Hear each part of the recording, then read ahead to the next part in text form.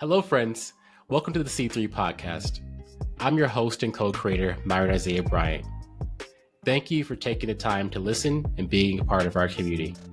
At its core, C3 exists to create a safe space for us all to be humans first, learn from each other's professional and life experiences, and choose to co-create a healthy community of betterment.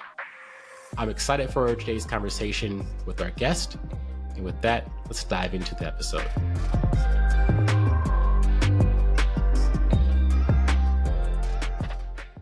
Hello, everyone. Welcome to the C3 podcast with Myron Bryant. I'm super excited to connect with one of my longtime friends, Connie, today, who I've known since entering tech years ago, working in success and solution engineering, has been literally a mentor of mine and someone who I've learned a ton from. So can't be more excited to connect with Connie today and share just her journey, her values, and what she learned along the way. Without further ado, welcome, Connie. How are you doing? Thanks, Myron. I'm good. Happy to be here. So honored you invited and asked me to be a host or a guest. Sorry. It's funny. I oftentimes allude to what we talked to before the pressing record. So we talked about the whole co-creator thing, and I use the word co-creator intentionally because I feel like we're creating it with the guests on the podcast and the listeners and everyone. But I know we were joking about this before we press record. It's really just me and a bunch of AI tools, right? You are the co-creator, Connie. Whoever is a guest is truly the co-creator. So yeah, you're a host too. I'll take the credit. You're a host. I'm the guest here. Well, I can't be more excited for today's conversation. And we always talk about making a very human-centered podcast, right? We'll get to your journey, your values and lessons along the way, and dive into some different things there. But first and foremost, who is Connie for those who don't know you? Yeah. I'll start with I feel like the boilerplate basic explanation of marital status, family, all that stuff. So I'm married. And then I have a lovely daughter. Her name is Lily. She's about 17 months or a year and 5 months. And then our first child is our dog, Luca. We've had him since he was a puppy. He's turning 10 this year, which is crazy. So that's personal out of the way. We live in New York right now. We've been here for the past 2 years. And then I don't find this interesting, but I feel like it's less common than you think. Maybe not as weird, I guess, in tech. But anyway, I've moved around a bit. So I was actually born in Salt Lake, Utah, which not a lot of people know. So I have this weird identity crisis of do I call Houston my hometown or do I call it Salt Lake? Even though I moved when I was in kindergarten. Anyway, grew up in Houston, the suburbs technically, and went to school there. And then I moved to Cincinnati, Ohio for my first job out of college, and then eventually moved after a few years to Portland, Oregon for 10. And then obviously most recently relocated to New York. So that is me personally, at least in a nutshell. I love it. This is why I love this podcast. There's been many times where things have come out where I was I didn't know that about you. And these are people I've known for many times, a decade or more. And it's wait a minute, I have to have a podcast for you to tell me these things. But it's I didn't know. Where did it come up at, right? I mean, I knew you were raised in Houston, but I know you were born in Salt Lake. So that's pretty cool. Super random. I have an older brother who's 2 years older, and he was born in Houston, but then my dad relocated for work to Salt Lake City, Utah. Being in Houston, he was in oil and gas, and I guess there's a lot of oil and gas in Salt Lake. But we were there for a few years, I think. So, so I spent kindergarten and my formative years all in the suburbs of Houston. Very controversial question. Where's been the favorite place you lived? You've mentioned some good spots. Gosh, I know. Favorite. Well, it's hard to say because, I guess also good answer. Yeah. Portland, because there are certainly things that I miss about Portland, access to wine country, access to the beach. There's so much outdoor stuff, and we have a ton of great friends that still live there. But I when we moved, I was definitely ready to move, and I've really enjoyed New York so far. I feel like the pace the people, the vibe is very much like, I think, more my speed than maybe the West Yeah. Coast. But every city has kind of served a special place. So, but would I ever move back to any of those places? Probably not. So I don't know if that throws a wrench in my answer.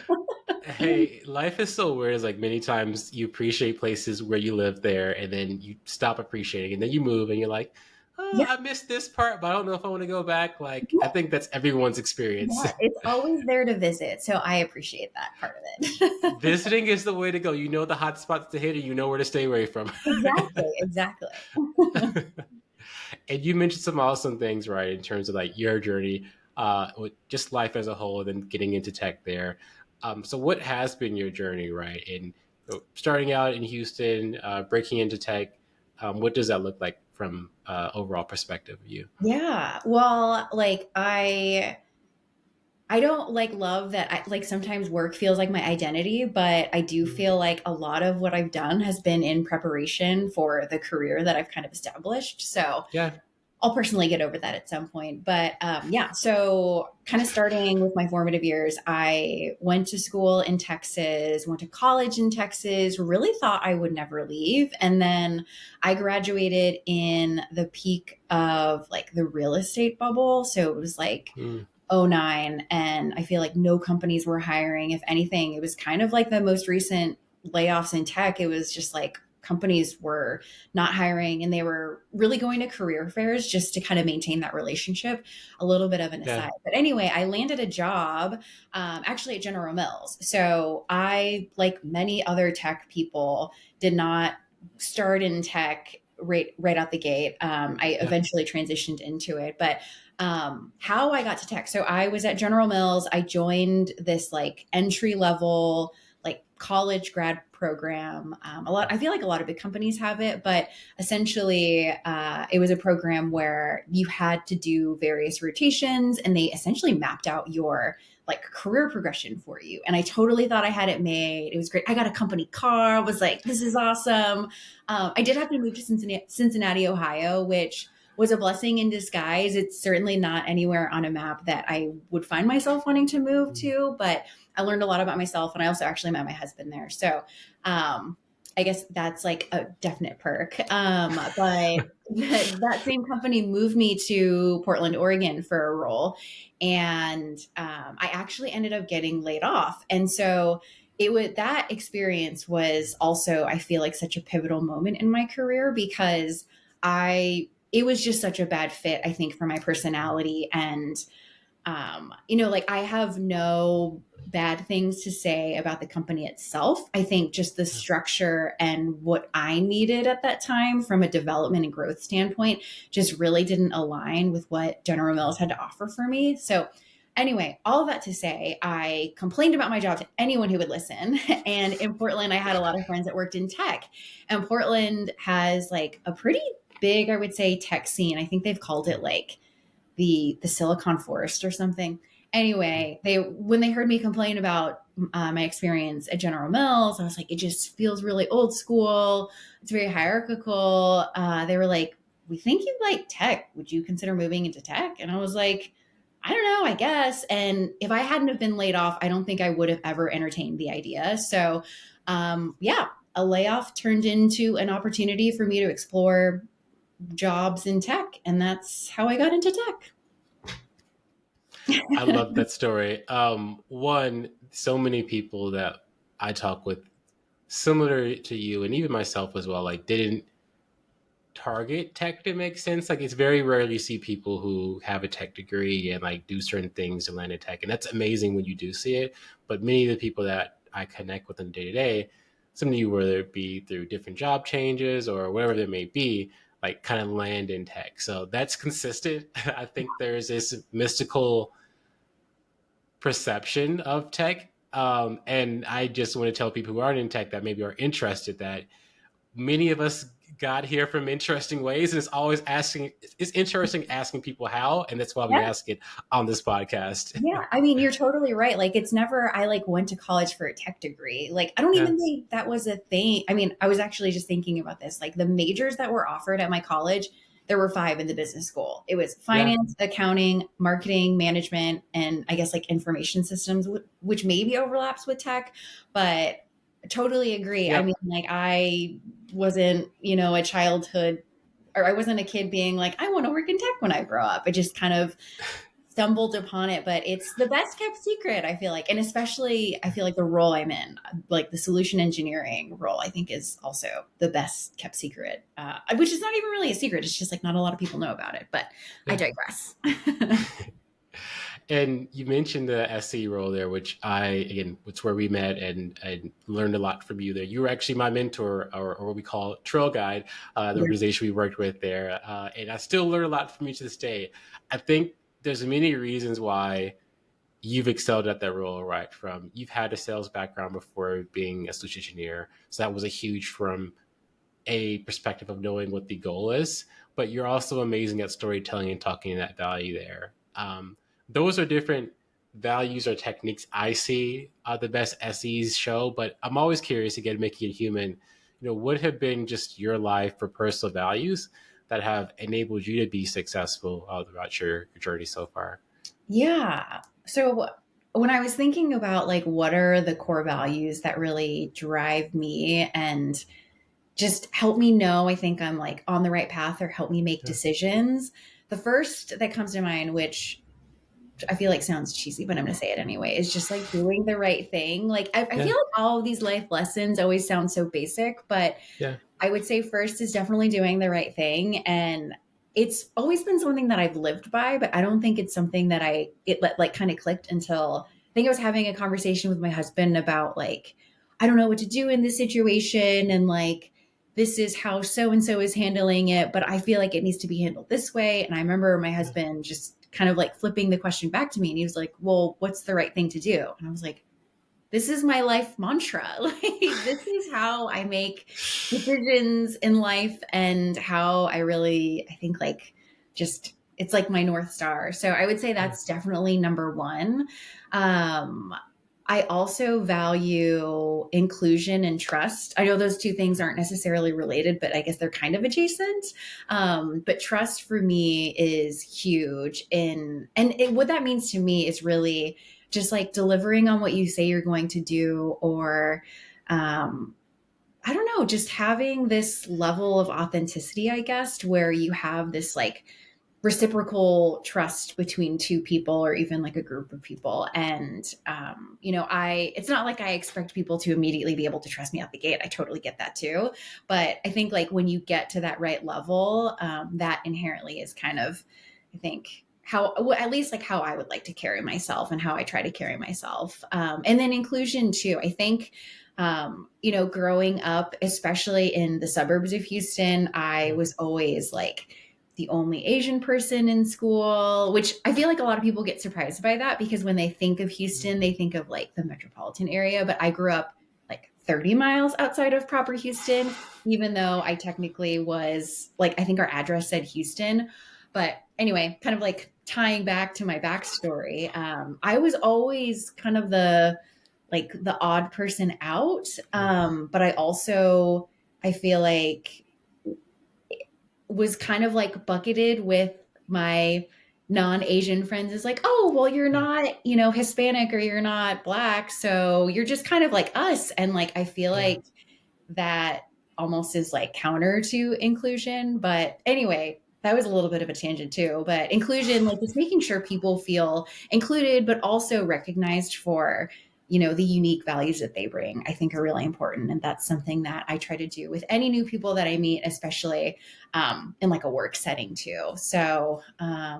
yeah. And then the final one I would say is just like building relationships. When I recently was going through a job search, I actually hired, or I guess like I got a career counselor, and I was just like, I really want to make sure I'm thoughtful with this new like step I take in my career. And I remember like really not being sure how to articulate what my superpowers were. And I think Yeah. in just our conversations, what she read back to me was that like I really value relationships. And I think especially in the field of solution engineering or solution consulting or even sales in general, the foundation of a solid sale is a solid relationship. And so I don't know how I really like live by that core value, but it's very important to me. So those I would say are my three. And I feel like things in threes always sounds nice.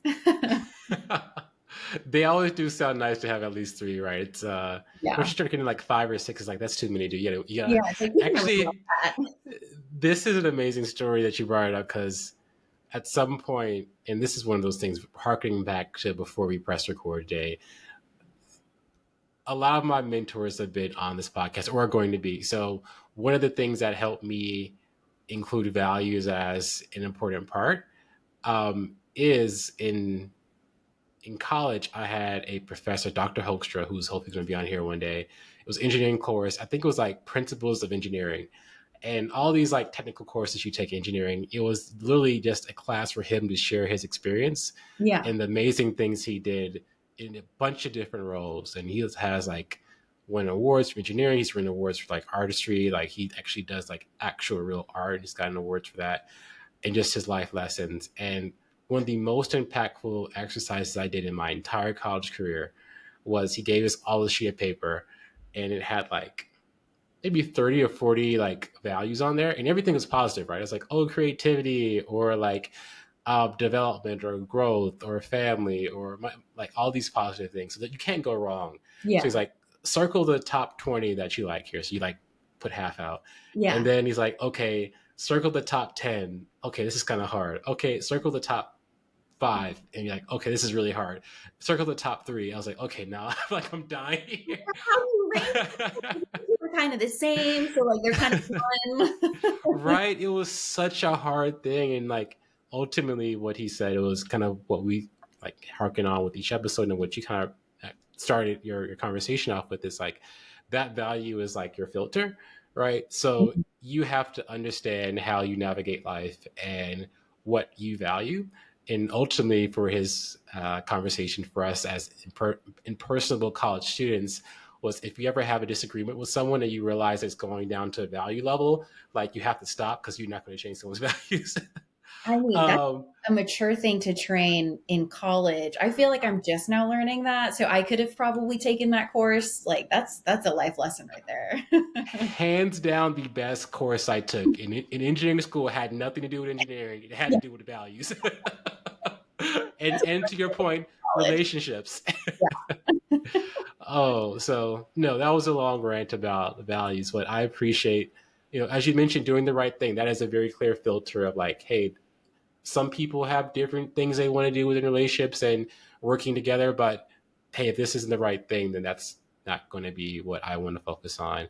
And you talked about, the inclusion part as well.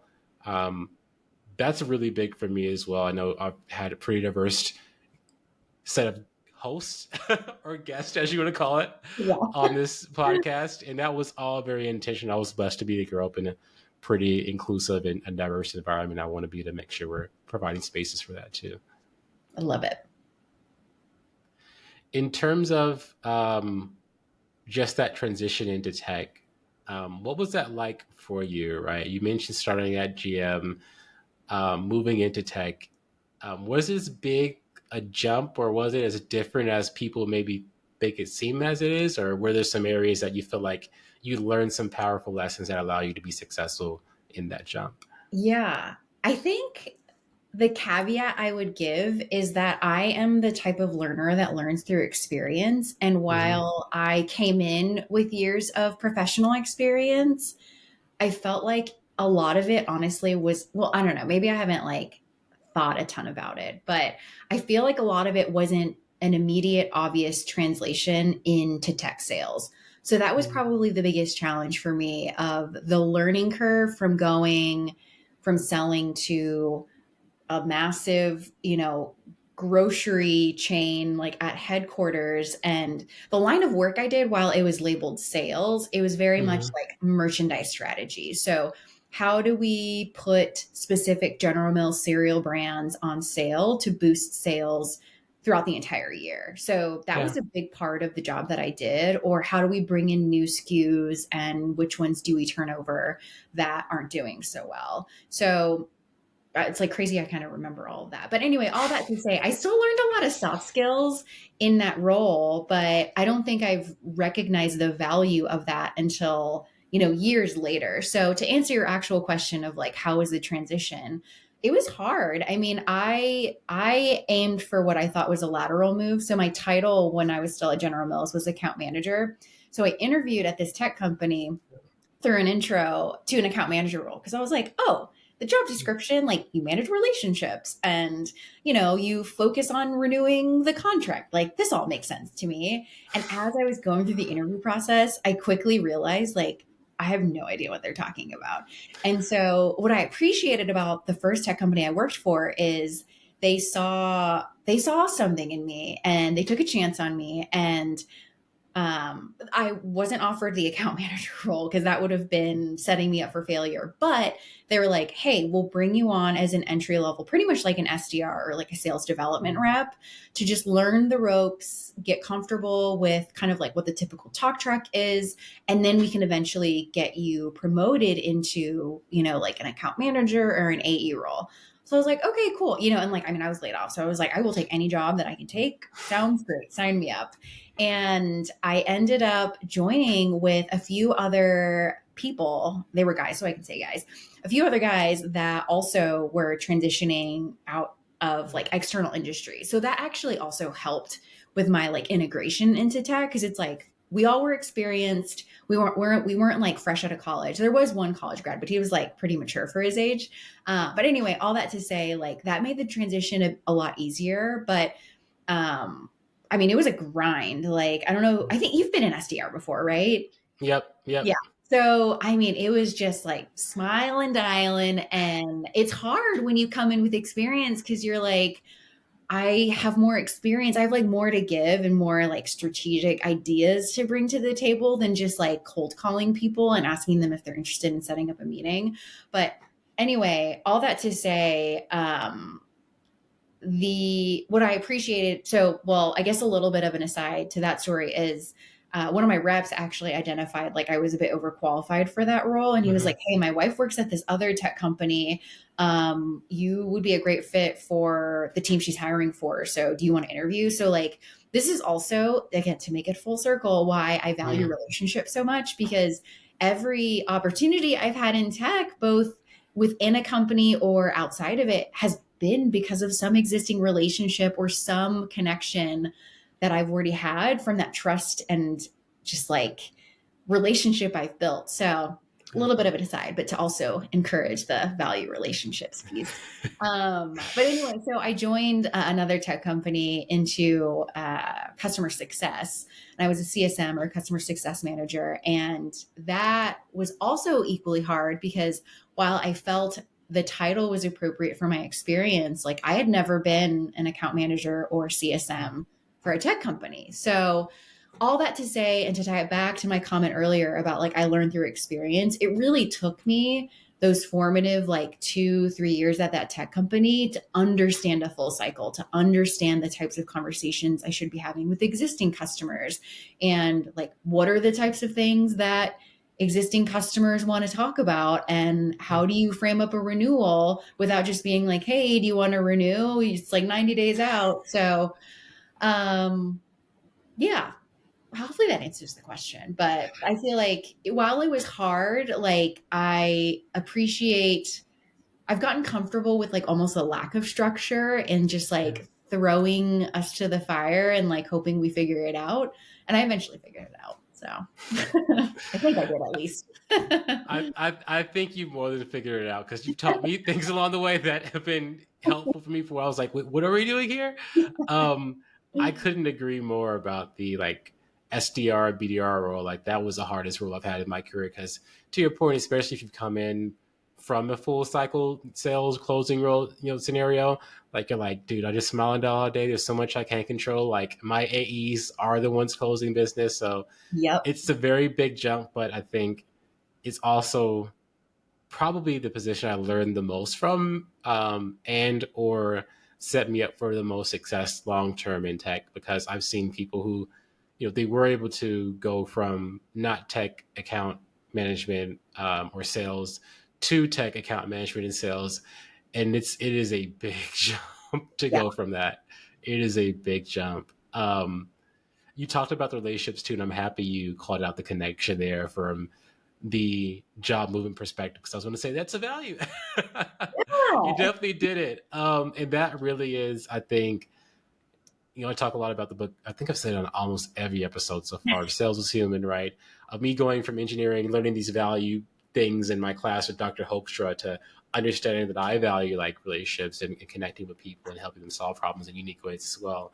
And that perspective of relationships is a sales process, right? And people can put the sales as a bad word or not, right? That's what that book kind of talks about. Mhm. But you're trying to solve a problem for this person, and you're using that relationship to be mutually beneficial. And that's how it sounds 100%. like you were able to navigate your career. And frankly, for myself, whether similar to you, right, whether it be SC or success or AE, like you're always going to be trying to figure out what that team needs and how you can fit the need of that team. Just like in a sales process, you're trying to figure out what organization needs, or how you can fit the needs of that organization, or anything else you're talking about in life. I mean, I could not agree anymore. And I think people underestimate the level of critical thinking that's Yep. required with sales. This Yep. just reminds me of, again, I was just like reflecting on my college experience and like, how did I end up with the degree that I ended up with? So Yeah. I didn't share this earlier, but I have a finance degree and What? I didn't know this either. I don't use it. But I remember when I was choosing my major, like business made the most sense Yeah. because at the time when I graduated, it's like, well, okay, what can get me the most money and what has like the Yeah. biggest and broadest like range of opportunity. So it's like, okay, Yeah. business that wouldn't require, like an extra 4 years, like law school or med school. And so business made the most sense. And then with all of the majors, when I was narrowing it down, I actually thought I wanted to be an accountant, which I took my first like accounting weed out class and did not do so well. So I was like, maybe not. But I always was really good at math. And so I was like, oh, maybe finance. And then in my mind, I promise there's a point to this. In my mind, though, marketing and management were the two other options alongside information service or systems or whatever. And I remember I was like, well, management and marketing, like, that's so broad. Like if I had an accounting or finance degree, I could totally do sales, but at least I'd have this like more specialized degree.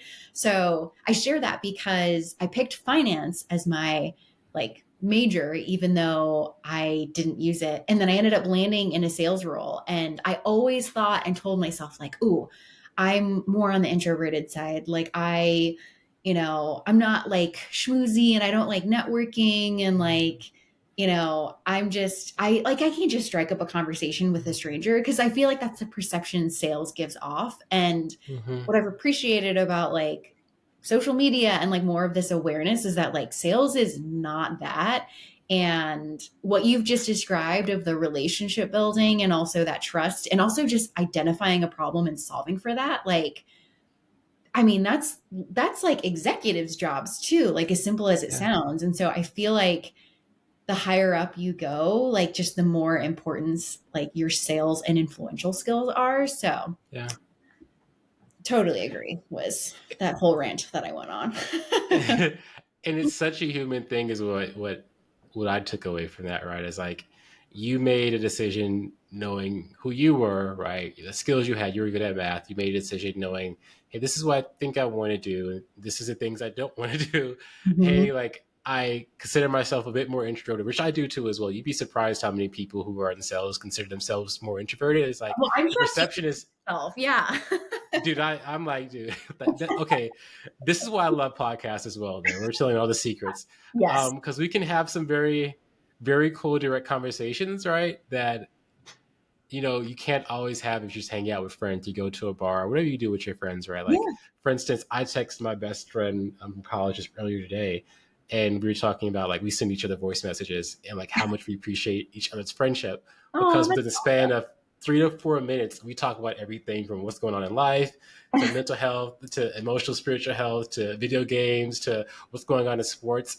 And I love that because it reflects this podcast because you're yeah. able to just be yourself and jump to these different things that incorporate life without feeling like, oh, like I'm at a park, I'm at a bar, so I have to just talk about surface level stuff, or like I'm in the sales conversation, I have to talk about whatever. Like Yeah. the more you're authentic into yourself, like valuing inclusion and relationships, the more you can be yourself and just talk about whatever's on your mind, dude. And if you can't, if you're leaving things off like mental health or whatever, like it's like, is that really a friendship? So yeah, 100%. Well, what you just described also reminds me of all the memes of it's like people holding their phone up with like the million like voice notes, and it's the caption is yes. always like listening to my best friend's voice notes as if it's a podcast. And so we have manifested that.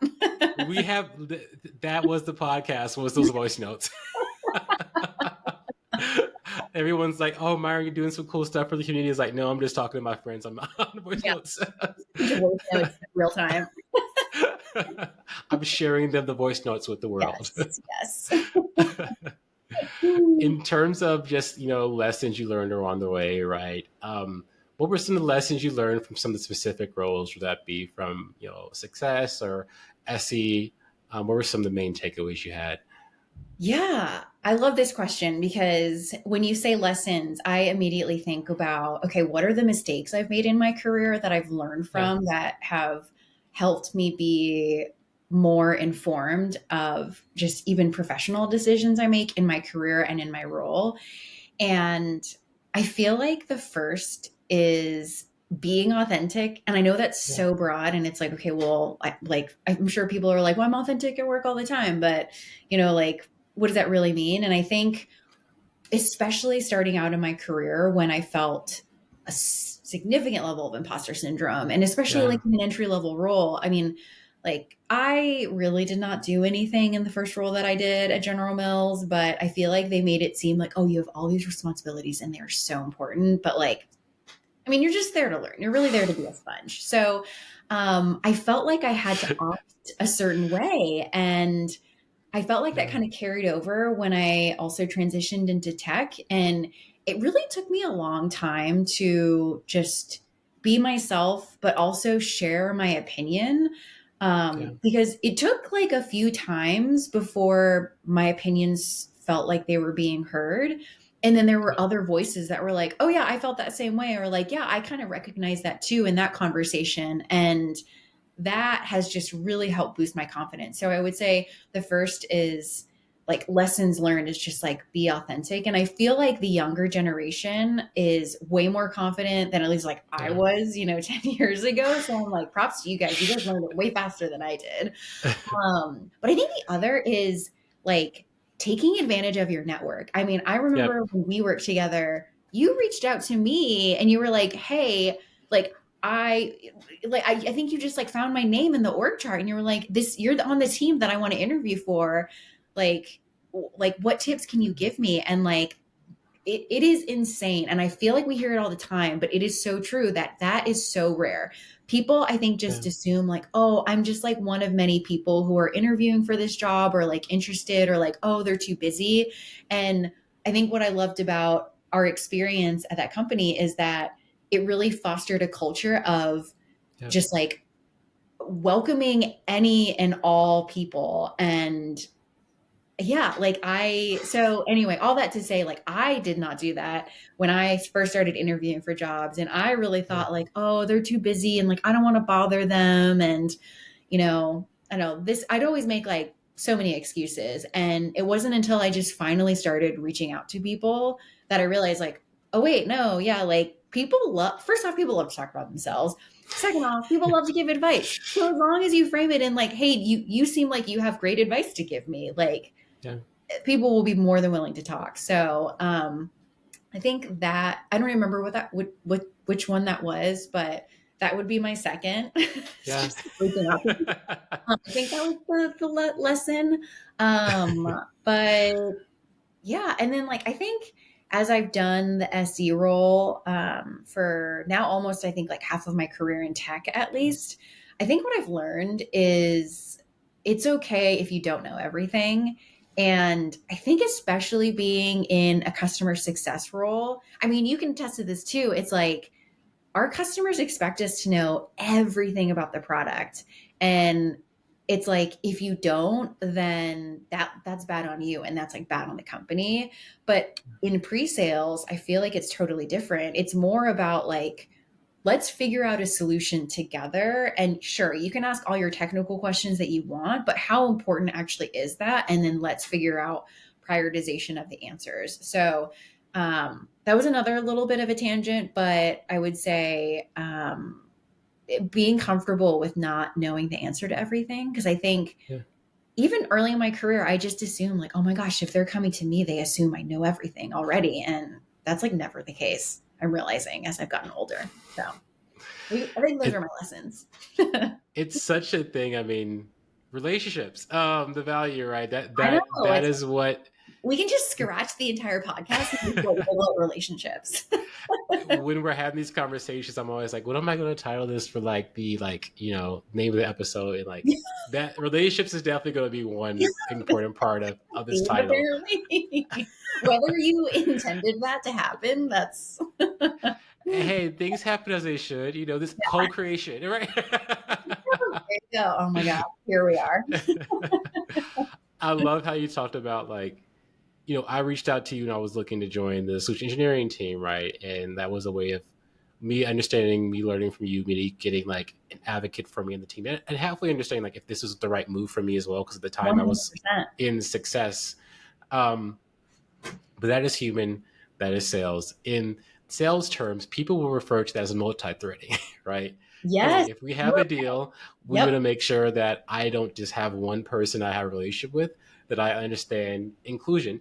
I have Yep. an inclusive perspective of the organization. That way I can take and provide value to each person I'm talking to make a decision, right? Yep. Whether that's a sales deal or that's life, like if you're presenting it, that's even politics to some degree, which is amazing about Daniel Pink. Daniel Pink, the wrote To Sales Human, isn't a salesperson, he's in politics. Yep. You're trying to make sure you have the right votes whenever you're presenting to a group of people. So definitely a relationship focused aspect that has been helpful for me in my career. And it sounds like it's been helpful for you too. And in terms of just knowing everything in the SC role, like that is what I tell people all the time is like SC isn't anywhere as technical as people think it is. And the weird thing is each organization is different. Like there are definitely some organizations that are like super high tech For that you sure. have to be like really like you're almost developing. And Yeah. that's the weird thing about the SC roles. Like SC stands for either sales engineer or solution engineer, and it's a whole spectrum of what that could Yeah. mean in responsibilities, Well, and but it's there's not always technical. right, exactly. And there's like a million different titles, right? So Yeah. I've been a solution engineer, and then Yep. some people call it sales engineer. And then I've Yep. also been a solution consultant or a sales consultant. And like, I like that title a little better only because it's like, Yeah. it doesn't have like the misleading engineering word in it. Cause I feel like when people hear engineering, they're like, oh, like you must know how to code or develop. And I'm like, I will be the first to admit I am the least technical person. I have no technical experience. I'm not going to pretend like I do. But yeah, there's definitely a Yeah. spectrum for sure. I mean, if you're selling like middleware software that like integrates with a Yep. million different things, I would hope that you're technical for sure. But yeah, it's crazy how this is very much a relational type of position. But that's why I've loved it Yeah. so much. So There is definitely some product or solution need, right? To solution engineer, right? Just the first solution or sales part. But to your point, it's definitely not as technical. And I love how you talked about, talking to the value. Like if someone brings up the question of, hey, like how important is that for your organization? Are you asking this just because you want to know, or you're asking this because it's going to be impactful? Okay, how do we measure that impact, right? Is that X amount of mhm. dollars or X amount of time?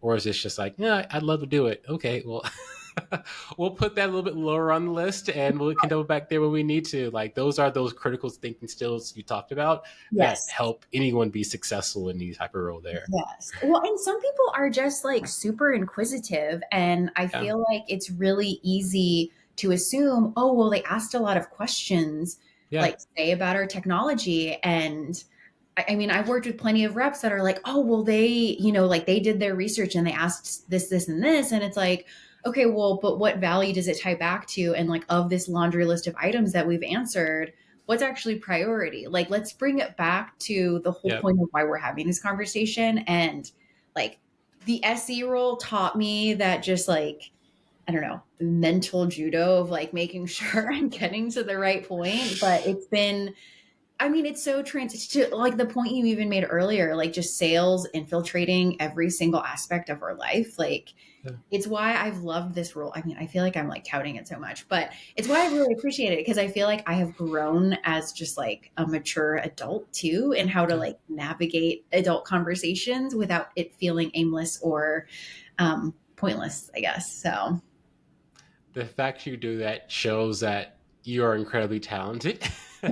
Because some people segment, that's what, many reasons why we have this podcast as well is like some people segment their life, whether it's like work me versus life me, right? oh, And I used to be that for sure. So I me get too. I was like, I can't be Myron. yeah, 100%, 100%.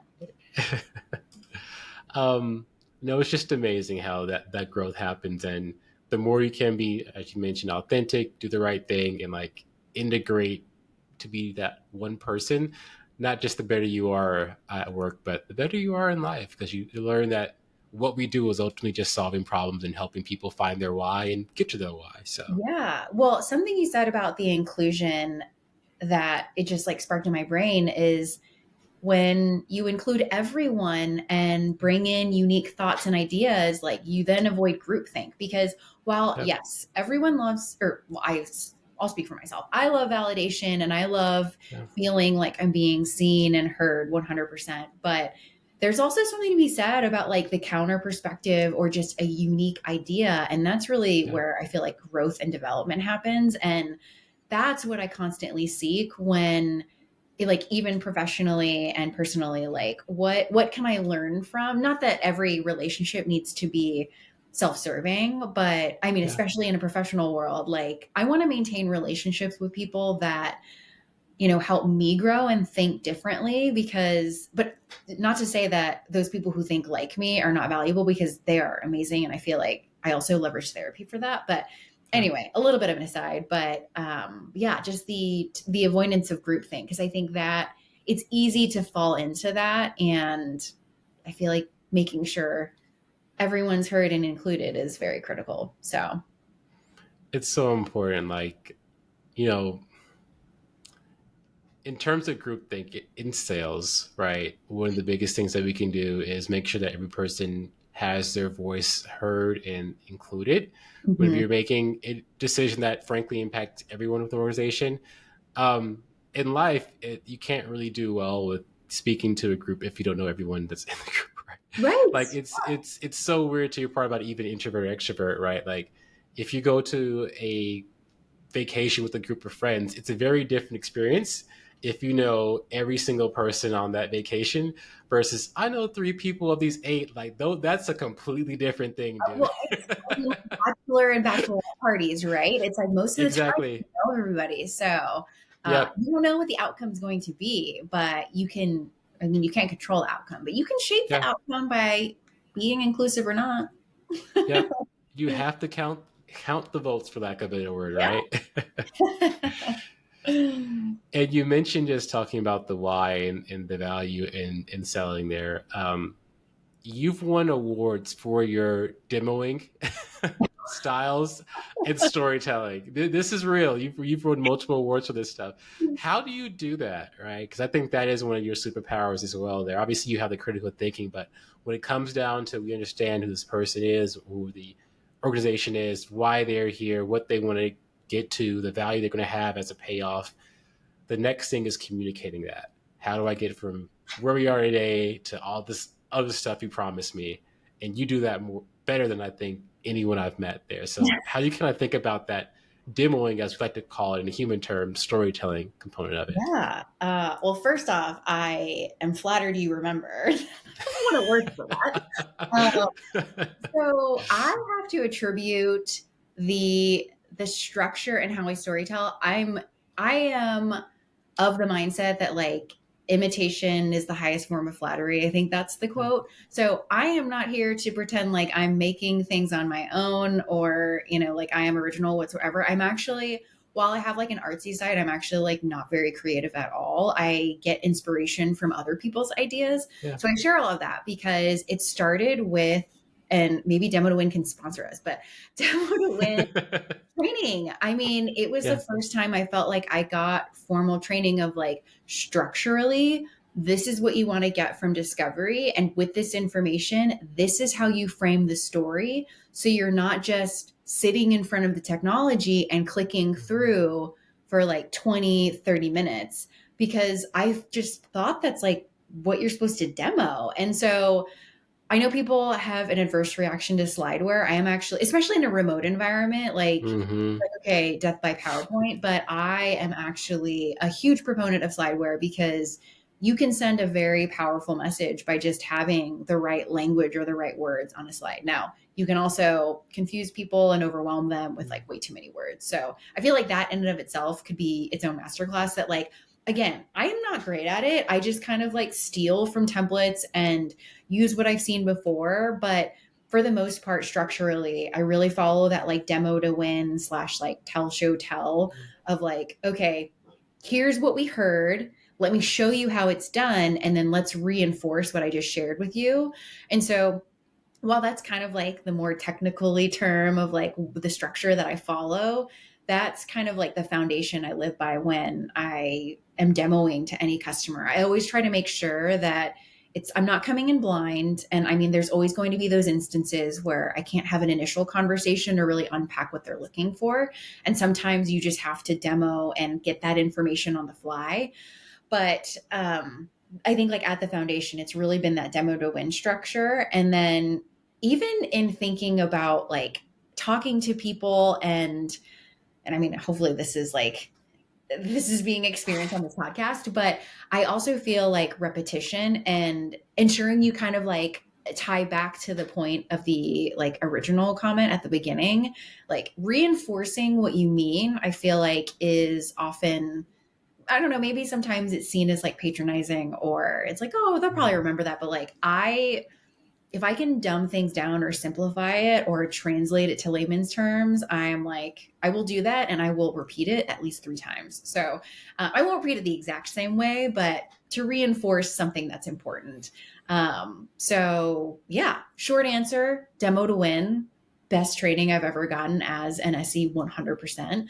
And then I think as far as storytelling too, there is the structure or like the formula of like, there's always like the protagonist and then they go through a challenge, they overcome the challenge, and then they have, the resolution at the end.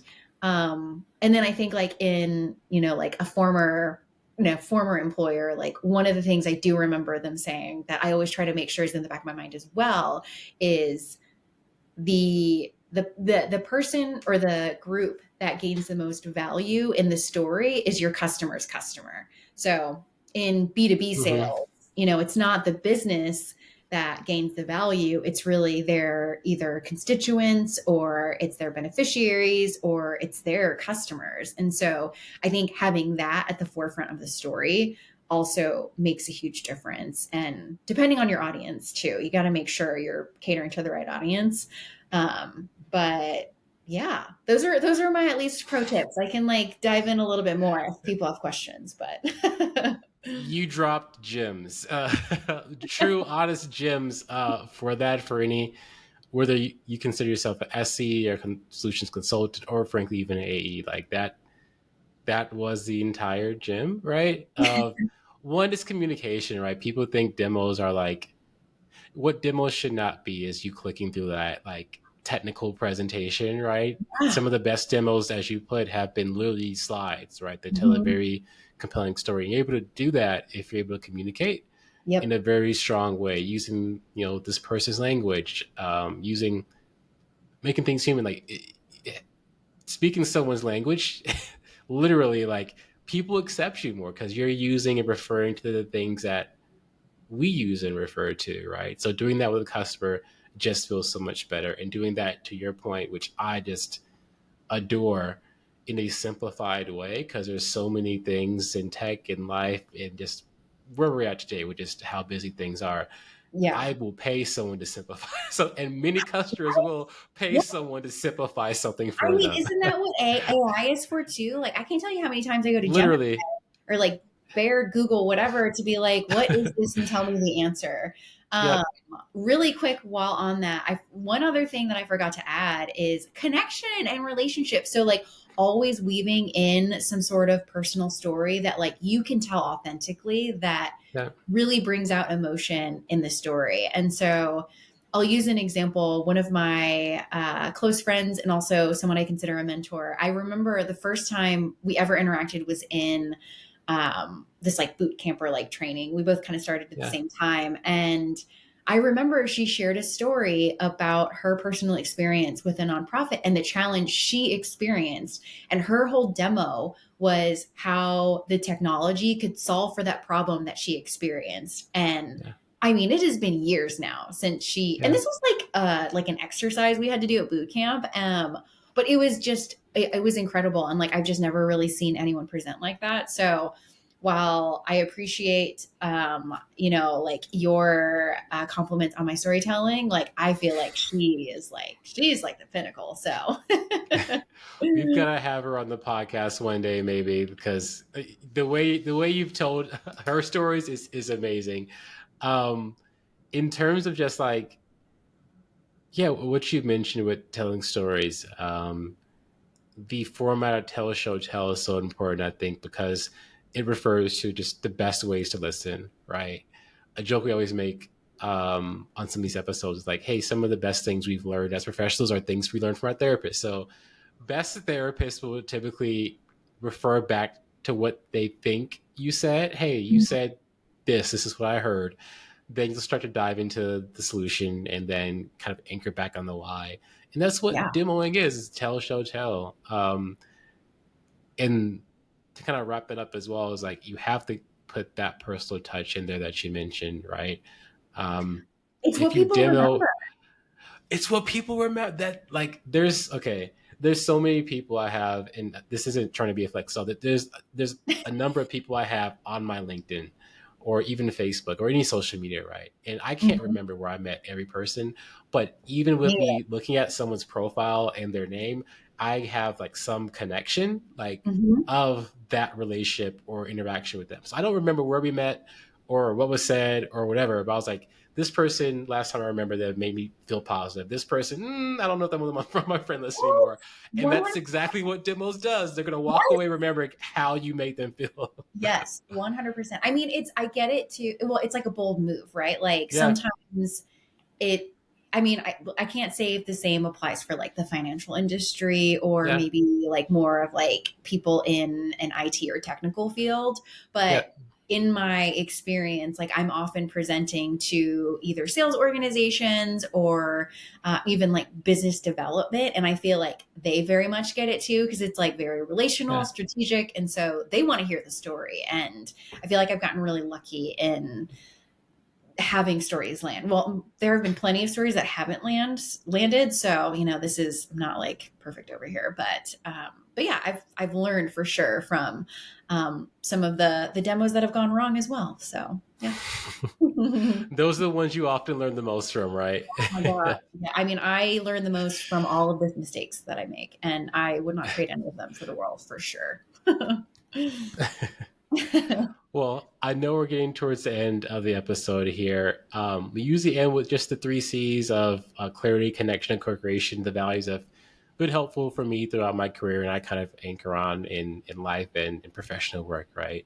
Um, in terms of clarity, right, a lot of what we talked about is helping people find their why, helping customers, again, as you mentioned, I want to learn about this feature. Why? How is Mhm. that going to be important? What's that going to do for anyone? Yep. Um, how do you help people clarify, particularly customers clarify what's important to them and what they should be focusing on? This is going to be a very broad answer, but Yeah, I'll try to pair it with examples. But another reason why I've really enjoyed my SE role is because it has taught me how to ask good questions. And yeah, good questions doesn't necessarily mean super complex or, super thoughtful. It can just be direct. Like yeah, sometimes a customer will say something and I'll just ask, like, oh, what do you mean by that? And I think yeah, if I were to have told myself that 10 years ago, I'd be like, I can't ask that to a professional. Like, are you crazy? But it's to your point earlier and throughout this entire podcast, it's bringing that human element of like, we are people trying to solve a problem. And Like there's no hierarchy here. It's just, co-creating a solution. So I think it's just making sure to be, for me, it's being direct and feeling comfortable in ensuring that I can ask those right questions. I will say the luxury and kind of like beauty of the SE role is that you've got the AE to kind of like start with the questions and get a feel for how the customer is going to answer them.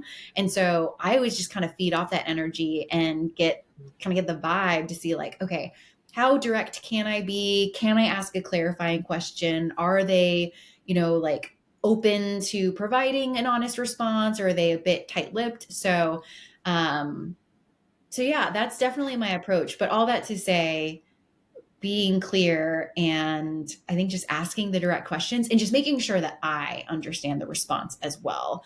A lot of things I see great reps do is repeat back what a customer has asked as far as like the value or what they're looking for. And I think that's just such a master move, because it makes it kind of like is also a CYA exercise too, right? Because it's like, okay, here's what I heard, and I'm repeating it back to you to make sure that's what I heard.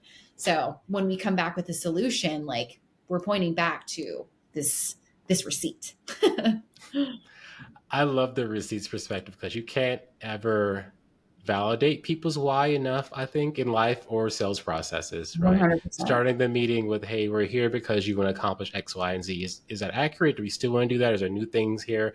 Ending the meeting with that, hey, the next call, we're going to do X, Y, and Z because we're solving this Y. And even when you're anchoring on that, this is, moving from the SE role to the AE role, and you asking maybe those tough questions. A good AE hopefully provide you space to ask those questions, right? People always say the AE is like the quarterback, and I think the analogy I always prefer is like a director for a movie, because it's, hey, you put this person to say this right thing. So it's like, hey, Connie, you have this title, right? I'm human, but I realize that some people respect titles more than ever. Can you ask this question? Because I respect you saying it more than I will. I love that mentality, because it's more the orchestration of the right resources. And AEs don't have to be, while they are kind of like the face of the company to the customer, they don't have to be the one that takes up the most space in the room. So I love that. You got to make sure you get people the area they can shine in on their scripted scene, right? It's like, hey, this person's great at X, Y, and Z storytelling. Why would I not make sure Connie has a great spot to storytell in this session, right? In terms of connection, what do you see typically resonates best with customers for connecting things? People use everything from data to storytelling to, as just mentioned, your shared experiences there. What do you typically use to provide that connection for customers? Yeah. I was thinking about my response, and I'm going to give you the typical SE response of it depends, but I'll give more context around that. So it comes with research, right? So if it's maybe like a first call and I haven't met these people, I'll do as much, like Google/LinkedIn research I can about these people. Or if an AE's already met with them, figuring out, okay, what's their style? What's their preference? Because there's more of the data minded people, there's more of the pragmatic people, there's more of the abstract people too. So just knowing kind of like how their style and like what their preferred approach is. So doing as much research as I can, and then just tailoring it to that audience. And usually that works really well for me. There have been ranges of customers that I have not connected with. And then there are ones that, have called me their best friend, which is very sweet, but kind of crazy too, because it's like through a virtual screen. But totally an aside. But it's just like, I feel like active listening and then also kind of tailoring. I am the type of person that like tries to get a read for people before I come in guns blazing with my personality. Which I feel like my personality anyway, generally is pretty amenable, but now I'm going on a very long tangent, but all that to say, like, I definitely try to read the room and level or like express or exercise a level of empathy, and then, delivering like either the information or whatever I need to deliver at that time. So, all of I that. love it. I summarize that, but it depends is the best answer, right? Because it goes to the last value of like that co-creation, right? one of the things that I found most helpful, and I've worked with a couple of people on this, some of my mentees, is like, you never want to demo. This is your big deal, right? You never want that demo you're doing to maybe be the first time you're demoing to that customer, especially if you have an actual champion that's selling for you Yeah. or supporting you, right? So Yep. to your point about, hey, maybe sometimes it's data, sometimes it's storytelling, sometimes it's this, sometimes it's that. In multi-threading and having an inclusive evaluation, hopefully you have some insight into what's going to resonate the most and what people respect and use to make the decisions. That way you can tailor or co-create that with them there. I mean, and this is exactly why SEs hate going into first call without discovery and jumping right into demo, because it's like we don't have the Yep. context to really deliver a meaningful story if it's our first conversation and we're just getting to know them. I mean, like we don't even know what they're expecting. So it's pretty much going Yeah. in blind. So yeah. It's going to the doctor. I'm like, I need a prescription for this. Why? Exactly. What do you have going on? Yeah. I mean, so many of this can relate to real life. So totally agree. The last C is co-creation. How do you create a co-create a inclusive path to success, right? A lot of times you'll have a way from point A to point B, but it's one thing to just, as we mentioned, come in that first demo and say all the things and hope it resonates. It's kind of a better thing to figure out, hey, what journey people want to go on and kind of even plan for some hiccups along the way. Mhm. How do you kind of think about that side of things? I'm going to tie it back to my core value of trust. Establishing trust by if there's fallout as far as like questions or action items from like an initial conversation, delivering on what I said I was going to deliver on, whether it's an Yeah. answer, whether it's a follow up conversation, always committing to whatever I have promised. So I think like establishing trust in that way through action and then active listening. So it kind of ties back to, like how I forget what the question was, but uh, like how you tailor a conversation or how you build trust with customers, I Yeah. guess. And it's through Yep. active listening and just making sure like, okay, the customer feels heard and that I'm delivering on what they have said and expressed are their priorities. So I would say those are the two main ones. And then, yeah, I mean, like, it's kind of crazy just like how, and I think you even may have mentioned this on a podcast that you did with one of your other guests slash hosts, Mhm. just around how like sometimes sales can be a therapy session. And it's like, I mean, sometimes Mhm. customers sometimes just want to get stuff off their chest. And like, if you give them the space to do that, I feel like that pays dividends. So also providing that as well. So yeah, kind of helping with that co-creation, I guess. I love that perspective. It's so much similar to therapy in that active listening is important. Delivering on promises builds trust, and that's important. I think that's on both sides. I mean, one of the things I always talk to my mentees and team on in terms of qualification is Hmm. that in your relationship, value is a partnership. So whether that be in life or in sales or whatever levels of relationship it is, both sides have to be doing things. So I'm very big on making sure that mutual plan. As you end calls with customers, everyone understands what's going to be delivered on the next call. And if there Yep. isn't, right, that tells you how serious things are. That could be even from the customer side. Like, so if you're a customer and you're dealing with a technology company or whatever company, and they're not delivering what you've asked for, that's telling. And vice versa Yeah. for customers to be aware for companies. Like, hey, if we're asking for these certain things, access or just plans, and you're not delivering, that's telling for us of maybe how serious or your why of what this is. So Yes. I mean, we didn't even anchoring get on to, that is important. yeah, like accountability, holding your customers Yeah. accountable too. Again, like we are both humans on each side. So Yep. while yes, we are trying to influence and sell you something, Yeah. it's not one-sided, it's mutual. So I Yeah. think holding your customers accountable too is huge, and that co-creation of that success plan or mutual action plan is inclusive of that. Like it's not just Yeah. us tracking a checklist. Like it's very much, okay, customer, you bringing all the things you need to bring your homework to the table. Yep. So yeah. Co-creation is both a gift and a responsibility. Yeah. Yes. Well, I can't say how much I appreciate you, Connie, for coming in, telling us about your Likewise. journey, your lessons, your values, dropping amazing gems for any SCs or A's listening in here as well. Um, Thank you. I really genuinely appreciate you. What can we give back to Connie now that you've shared so much with us? Oh my gosh, I don't even know. I mean, I feel like just if like anyone's listening to this, like that's enough for me. Like just, hearing my story and Yeah.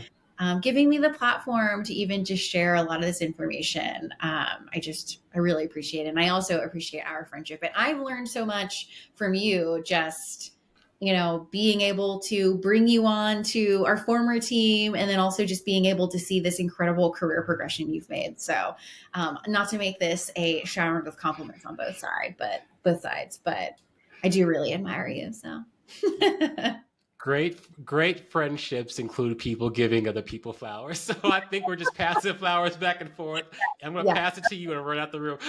Yeah.